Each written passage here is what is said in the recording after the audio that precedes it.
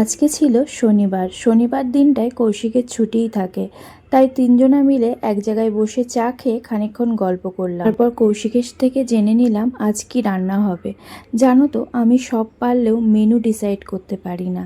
মানে কি রান্না হবে সেটা আমি এখনও বুঝতে পারি না কি করব।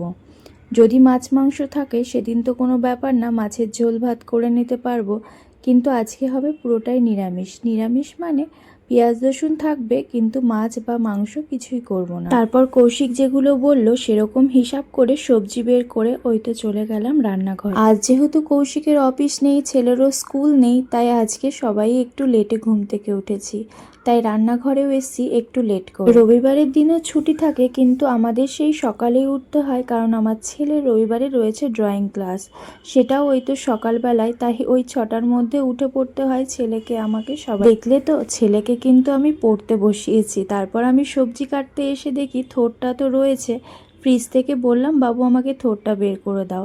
ও তো দিল, কিন্তু জানো তো থোড়টা না আমি রান্নায় দিতে পারিনি, একদম নষ্ট হয়ে গেছে। যাই হোক, থোড় ছাড়াই ওই তো অনেক কিছু সবজি একসাথে কেটে নিলাম। ও হ্যাঁ, তোমাদের তো বলাই হয়নি আজকে কি রান্না করব। আজকে করব ওই যে আগের দিন কচুর শাক এনেছিল, তার নিচে না একটুখানি মান কচু ছিল, তো সেটাকেই করব, আর তার সাথে পাঁচমিশালি সবজি করব, আর একটু মুগ ডাল করব লাউ দিয়ে। যদিও আজকে মাছ মাংস কিছুই রান্না করব না, তবু আজ শনিবার তো কৌশিক একটু বাজারে গেছিল। আসলে এখানে রবিবার দিন বাজারে যাওয়া খুব চাপ, এত গাড়ির জ্যাম থাকে আর বাজারও হয় প্রচণ্ড ভিড়, তাই কৌশিক আবার একটু বাজারে গেছিল যদি ভালো মাছ পাওয়া যায়। অনেক দিন ধরে কৌশিকের ইচ্ছা করছিল ভেটকি মাছ খেতে, আমাকে বারবার বলছিল, কিন্তু বাজারে গিয়ে ভেটকি মাছ তেমন ভালো পাচ্ছিল না।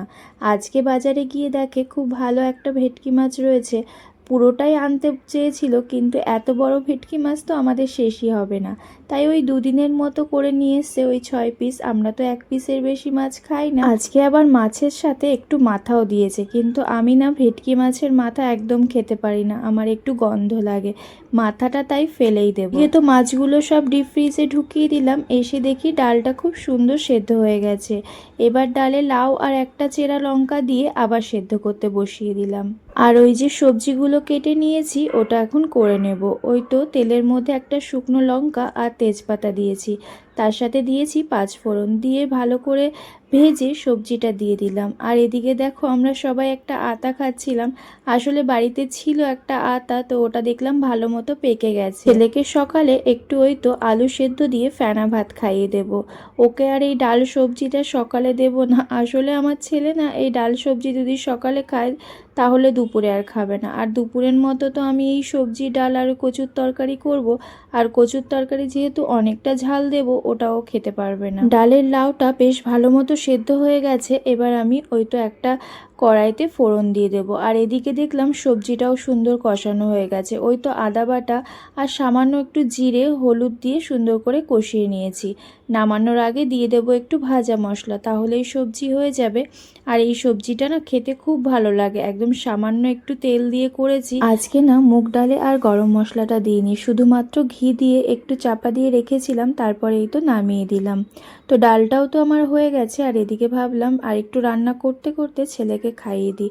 আমাদের খেতে একটু দেরি হবে, কারণ ভাত এখনো হয়নি। তো এদিকে আমি একটা কড়াইয়ে জল নিয়ে নিচ্ছি, আর জলে একটু নুন দিয়ে ওই যে কচুগুলো কেটে রেখেছিলাম আর আলু, সেগুলো একটু সেদ্ধ করে নেব। সবজিটা তো ভালো মতো হয়ে গেছে, ওই তো ভাজা মশলা দিয়ে দিলাম, এবার সবজিটা নামিয়ে দেবো। ভাত আর কচু তো সেদ্ধ হচ্ছে, আর এদিকে দেখলাম সিঙ্কে বেশ কয়েকটা বাসন রয়েছে।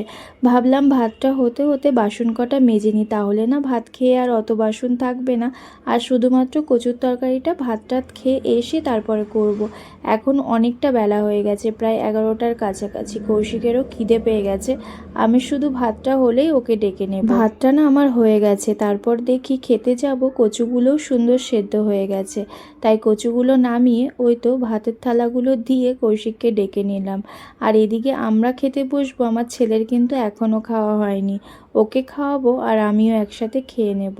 আসলে ছোট তো অনেকটা টাইম নিয়ে খায়। আমরা দুজনা তো অনেক গল্প করলাম আর তার সাথে খাবারটা খেলাম। আজকে সকালে না ওই সবজি আর ডাল দিয়ে এত তৃপ্তি করে খেয়েছি। খাওয়া দাওয়া শেষ করে যে কটা বাসন ছিল ওগুলো মেজে খানিকক্ষণ বসেছিলাম, আর ভালো লাগছিল না যে আবার একটা রান্না করব, কিন্তু ভাবলাম সবজিগুলো সেদ্ধ রয়েছে, রান্নাটা করেই নিই।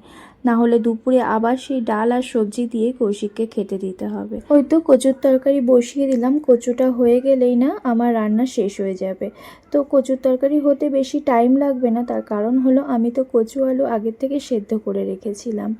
যাই হোক, নামাবার আগে একটু গরম মশলা দিয়ে দিলাম, আর আমি না এটা পুরোটাই আমিষ করে করেছি, রসুন আদা বাটা দিয়ে। এই তো এবার হচ্ছে গ্যাসের বার্নারগুলো মেজে গ্যাসটাকে সুন্দর করে পরিষ্কার করে নেব, আর বাকি রান্নাঘরটা একটু ক্লিন করে নেব। এখনকার মতো তো রান্নাঘর থেকে বিদায় নেব, আবার ঢুকবো সন্ধ্যাবেলা।